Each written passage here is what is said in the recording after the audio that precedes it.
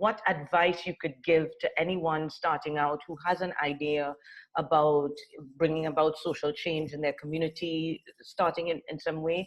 What kind of advice you could give them? What kind of challenges can they expect? And maybe what can they rely on? What can they hold on to through it all? Because you have been consistent and you've stuck with this. And I know we're going to talk about the other projects that you're doing now later on in this interview. But yeah, I don't know if you had any words of advice. Yeah, so there are two main things. One, and you won't be surprised to hear me say this, is just get that message out there to the universe about what it is you want to do. A lot of the time, people come to our events, and on many occasions, they're coming because they want to start some kind of community project or have some kind of social impact. And they've got this idea, but they've not really articulated it to anybody before. And so they don't think anyone's really going to help them. But as soon as they do, as soon as they get a bit of support and they're given a bit of confidence that actually their idea is pretty good and worth pursuing and exploring more, people come out of the woodwork to help.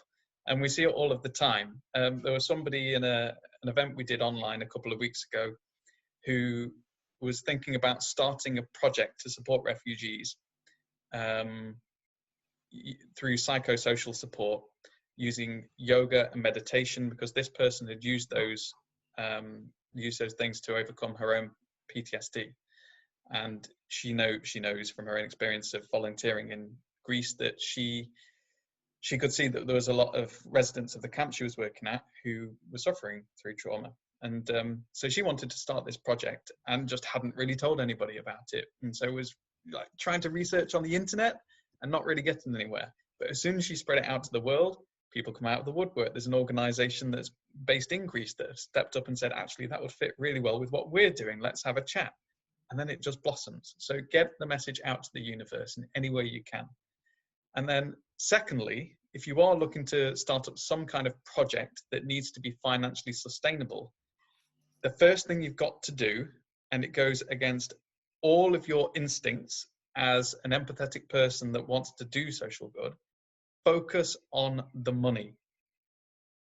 Please trust me on that one. It's caused no amount of stress. Because I went in with all the good intentions, spent all my savings on it, they ran out, and then we still didn't have that financial stability. So what gave? It meant the other person I was working with didn't get to take any money from all his hard work.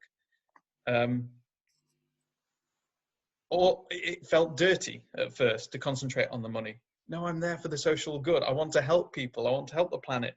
Yeah, we all do. That's why you're watching this. We all do.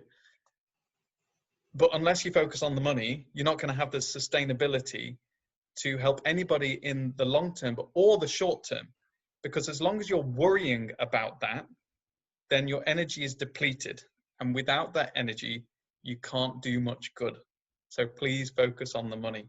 And then the last thing you said was about something alluding to like the support to keep you going. Yeah. Well, I've been very lucky to find you, Sol, who have been a massive support to me.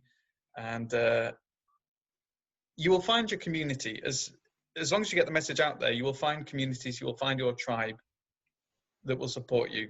And it's so important to do that, because you can feel very alone. If you're trying to set up a social impact project for the first time, there are so many highs and lows. It's so turbulent. There are so many occasions where you will probably think, I can't do this. But so many people have been through that before, and they will help you through it. So again, just get the message out there. People will come out of the woodwork to support you.